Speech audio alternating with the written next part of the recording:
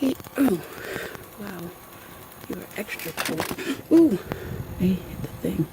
Hold on. Okay, that's better. So, I promised I would tell you my story time about why I'm not working today. Well, this story time is about my depression, and let me just move you back just a little. Hold on. It's not working with me. There we go. Perfect. All right. So this is about my depression and about as you can see, I'm laying in bed, so it's story time in bed. So it's about my depression and my anxiety, my panic attacks, and everything else that goes along with it. So I'm not one of these YouTubers that are making up, like, make up stories or sad one day and happy the next day and blah blah blah. I'm not like that. This is an actual true mental illness for me. It started about, say, 5-6 years ago. I've been married for 4 years, and my depression really started after I was married. This is my second marriage, so my first marriage was very, very bad. I was abused, and just walked all over. So when I met my husband now, I was like, I'm not letting any guy treat me like my ex-husband did or walk all over me. I'm just gonna have a wall up. So for a good 9 years, I have a wall up. We've been together 9 years, married for 4. We just celebrated our wedding anniversary. And don't get me wrong, my husband is a very nice guy, way better than the first guy that I married. It's just that I have this wall up, and I have to take it down. Also, when I was 16 years old, my father passed away, and he got hit by a truck driver, and he was my life. He was my everything. And, you know, I'm also adopted. I got adopted at 3 months old. I never met my birth mother and father. I was basically a one-night stand child that just, my mom happened and got pregnant, and, well, she's not my mom, my birth mother happened to get pregnant and then get rid of me. So I have a lot of abandonment issues. So when my father passed away, I felt really abandoned. I was 16. I didn't grieve. Didn't know how to grieve. So now I'm 38 and I'm grieving now. I know it takes a long time for people to not get over, but to grieve in their own way. So my depression basically takes over my life. Hold on, I have to get a tissue because I'm gonna cry.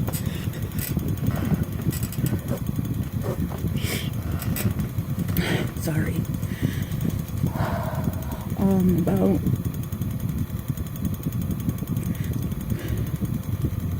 2 weeks ago, I tried to commit suicide. I was going to take my car and drive it into the woods, and there's a park that we have in my town where there's a cliff, and I was going to jump off that cliff. So my husband and I, we checked myself into a mental hospital for me to get help. So I was out of work for a week because I was dealing with this. And I also do have seizures. They're not epileptic, they're more stress seizures. They're They're called pseudo seizures, and it deals with my depression and stress and anxiety. So I was having seizures too. So I checked into a hospital for a week because I needed help. I needed to get my mind right because my mind was all over the place. It wasn't, it was just crazy. I was overwhelmed. I felt like I was having a nervous breakdown. I couldn't breathe.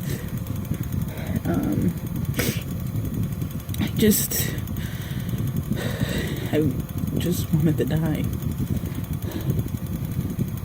So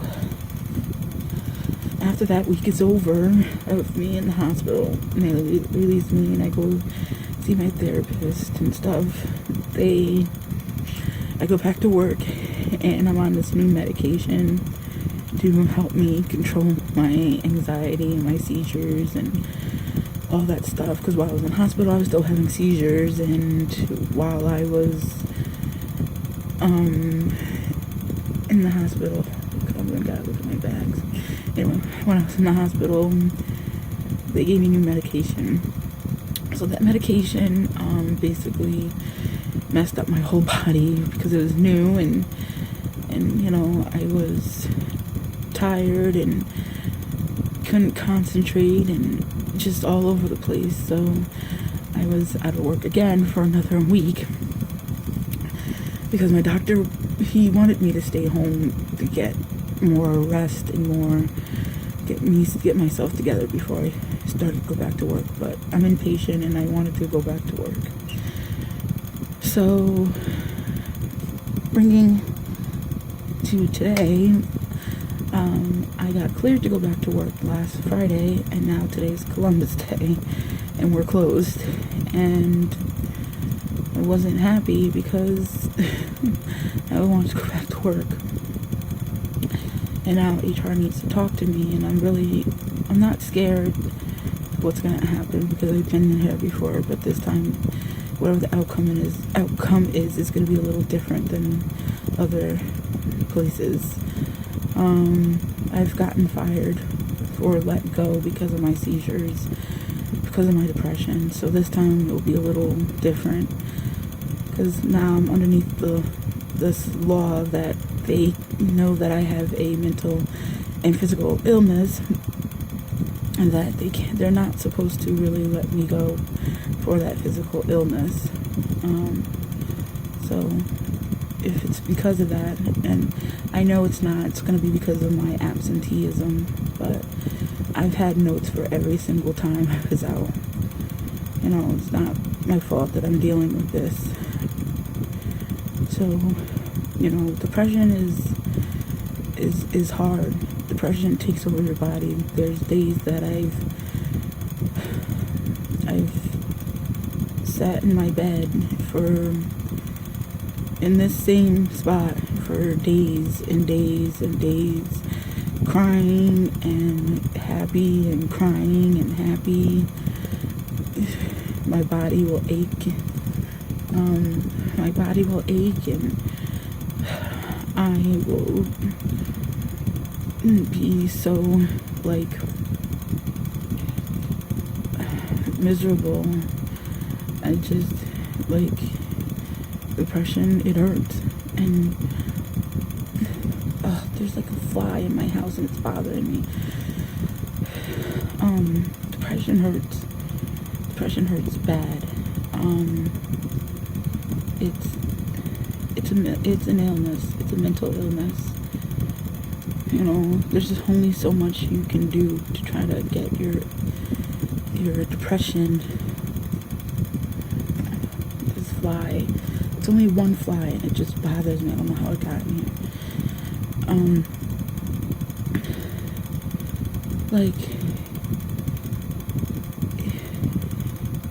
I have a journal. I write in my journal all the time. I try to meditate because I am a Buddhist, so I try to meditate.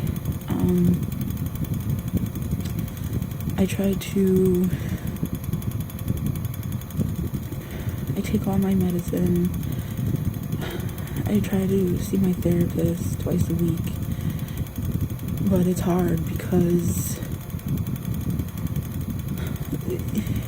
like, working and trying to, like, fight your depression it's hard. It's so hard. People don't understand.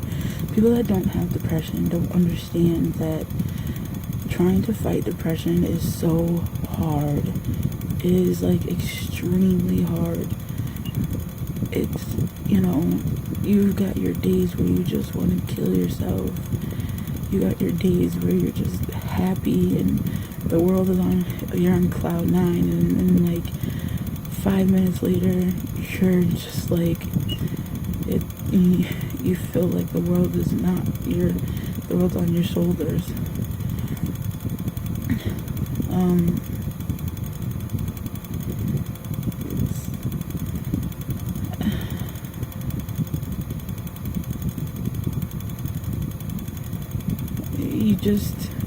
You want to be alone, but you want people to be with you. You want people to, like, hold you and tell you everything is gonna be okay, and it's not. You want people to... I said I wasn't gonna cry, but I cried. You want people to be there. You want people to take that depression away from you, and they can't. I'm 38 and I don't know what to do with my life. Like, when I post my videos, and half of the times I'm not on video is because I'm so depressed, but I don't want to let my fans or audience down. I mean, I don't have that many subscribers, but I don't want to let them down.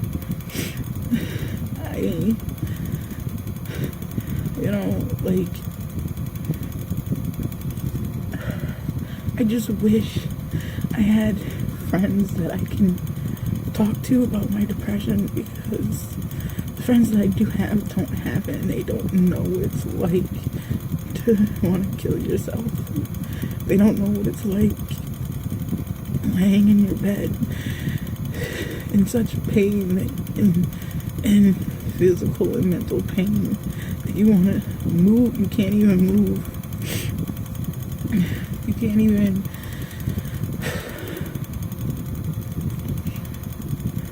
you just don't want life like today. I don't want my life.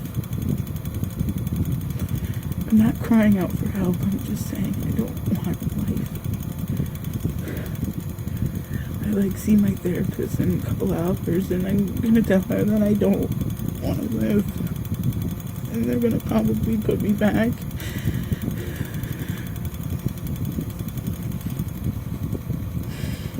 And they're probably gonna put me back in the hospital. But I don't have any. It's like I'm up and down today. It's like I have bipolar, and like today I don't want to live. Next minute I do, then I don't want to live. I don't know what to do with myself. I really don't. I really just want... I don't know, I just want happiness. And I want my depression to be over. I want to beat this. I want to beat my depression, but it's fine. But it's hard. It's so hard. So, I didn't want to make this a long video. So, it's almost 15 minutes long. Right now,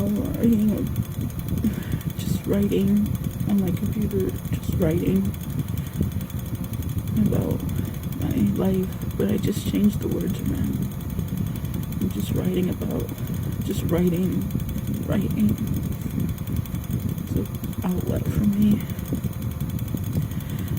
Anyway, I'm gonna let you guys go because that's my story time of my mental illness and my seizures. I hope everybody has a dope day, a dope ass day. I hope everybody stays in and peaceful and be you. See you later. Bye, YouTube.